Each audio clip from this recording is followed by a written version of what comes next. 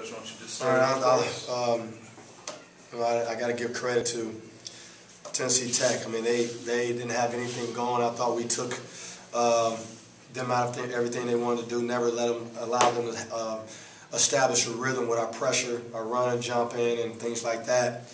And we kind of, gave them a knockout blow in the first half, and they really never could recover. And in the second half, he just went with anything, and I thought at times it worked. He went to a 2-1-2 defense, half court, and he's never done that. I've never seen it, and our team's never seen it. It took us a little bit to actually put us back on our heels a little bit, and we had to kind of, I had called a timeout, and I just told our guys, we got to continue to attack. We can't, sit back and just pass the ball around.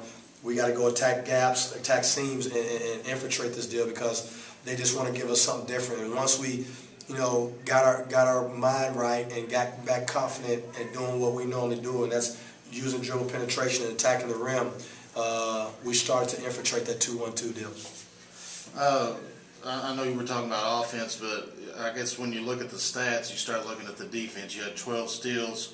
You had 50 points at the half, but I think a lot of those were from steals and defense. And really, I thought your pace was great in the first half. It was tempo. Was that very important? It was very important because that's who we are.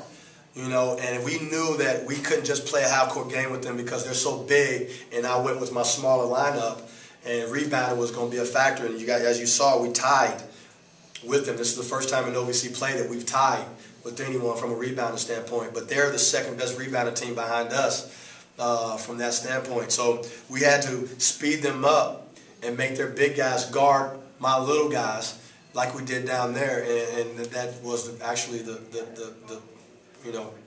was the game. Yeah, you had more two-point baskets than everything else. If you look at the stats, every stat is like deadlocked almost, except for 2 points and two-point field goals. Points in the paint, we were 44 to their 28. We scored 26 to their 11 off turnovers. We were even in second chance points.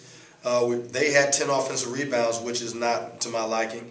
We were 12 to 11 in fast break points, and then they came back and outscored us by 2 from the bench. But, it was a turnover situation. We just never let them get into a rhythm, and we were very efficient in making points off of our turnovers.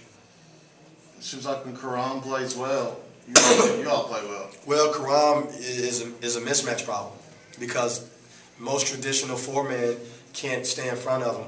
You know what I mean? So he's playing with a lot of confidence right now. I think there's some other games there tonight. It's going to be kind of hard. I mean, there might be a slim chance you get a single bye, but there's a good chance you're going to be a 5 or 6. How important is this weekend to get that momentum towards the OVC tournament? It's highly important, you know what I mean, because we got to take care of home, which we didn't do this year. If we had just taken care of home, we wouldn't be in this position. But we got to make sure that we end it the right way for our fans and for our seniors, going in with great momentum into the tournament. We made our bed, so now we got to lay in it, and we got to make the best of it. Coach, can you talk a little bit about Brent Arrington tonight? He scored 17 points. Can you talk about his impact on the game tonight? Well, Brent is my energy guy. Brent is actually he's the personality of my team.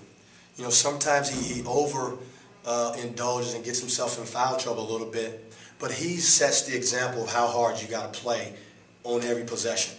And that's the reason why I brought him with me from Mississippi Valley, because he knows the culture. He knows the Sean Woods culture, and he does it by example, and everybody else follows suit. So,